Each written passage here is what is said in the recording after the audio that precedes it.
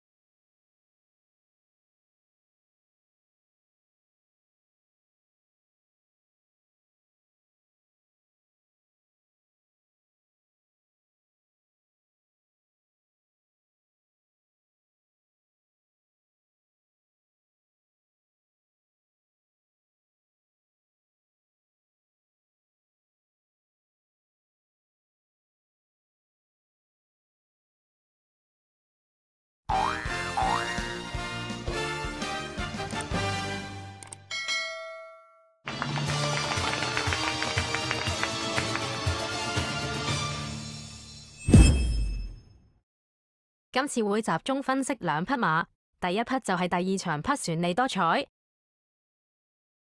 先帶大家睇下匹馬嘅外地賽績，我哋發現佢有連續3次採用不同配備參賽嘅記錄，而再望望來港之後，原來有幾次轉配備果時係會跑得唔差，所以有理由懷疑呢匹馬有機會係比較鍾意跑新鮮感。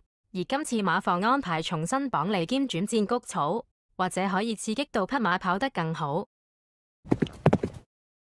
如果要確認佢嘅谷草性能，自然就要睇佢對上一次跑谷草發揮成點。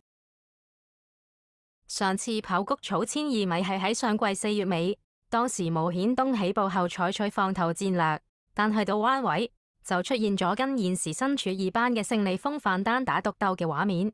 兩區最後鬥足一條直路之下，分別取得第5同第6名。3呢隻旋利多彩，外邊呢就勝利風範兩嘅馬鬥緊之際，內欄閃耀榮光已經追咗上嚟啊！再見到外邊位置衝，英之星打衝鋒，外邊上咗個發財寶，最後100米，外邊英之星砰砰聲上嚟，姚本輝又贏多一場，跑第2名嘅馬閃耀榮光呢。但留意勝利風範其後再出，係立即取得連捷。即係旋利多彩上次其實係同緊一匹二班馬同步過終點，而旋利多彩之後改配李海榮速程跑谷草1000米就無功而還，而之後亦再冇跑過谷草賽。喺今季3月份曾經是泥閘做到好時間，但當出戰泥地1200米果時，卻遇上威武成全同翡翠鳳凰而跑第3。事後睇呢兩匹馬其實都唔簡單。威武成全其後係可以再添一場頭馬，而翡翠鳳凰則轉跑田草順利保中。再睇就連第4名嘅風采華庭之後，亦都跑到一次第2，可見旋利多彩呢個季軍其實水準幾高。我大約1個身位都好有機會贏出呢場賽事啦。第2名嘅馬都爭得相當激烈啊！外邊翡翠鳳凰，入邊旋利多彩，中間呢嗰隻呢就風采華庭啊。上場強配雷神成為熱門。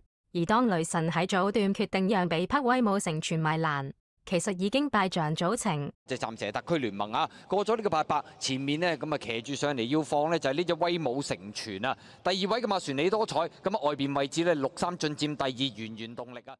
過去呢匹馬只係贏過1次頭馬，正正就係季初由田泰安執韁贏印水子，而印水子下場再跑都係順利保中。今次人馬再度合作兼抽得2檔，確實幾好發揮。而且要注意今次谷草1200米拆開3組，徐宇石全數安排田泰安騎晒馬房3匹馬，睇嚟絕非巧合。而最後更發現一個驚人數據，就係上季旋利多彩合共跑過4次谷草賽事，4次埋門均見到有大幅落飛嘅情況發生。而當佢跑泥地賽時，係未有出現上述情況。而星期日4班泥地1200米，馬房並無正選馬出賽，更加令人相信旋利多彩今次轉跑谷草並唔係無的放矢。另外想提一匹有趣嘅馬，就係第6場匹快利寶。呢匹馬上次跑田草1004米排大外檔，早段賀明年就位機靈之下攝到入去內欄跑。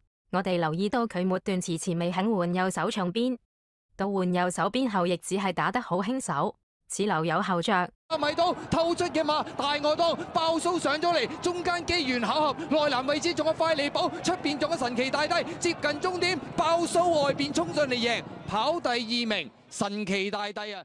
呢個情況正跟上次佢騎家財係一模一樣。睇翻家財前一場末段賀明年直頭放棄轉邊，明顯就係知道下場再有得騎，而選擇留有一手。結果剛剛跑翻泥地要搏殺，自然就肯乖乖轉邊，結果變身跑第2。今次快利寶排檔雖然普通，但上次留力喺沙田都可以排得咁近之下，今場馬房做足功夫，有權跑得翻季初贏馬時嘅水準。咁今日到咩好？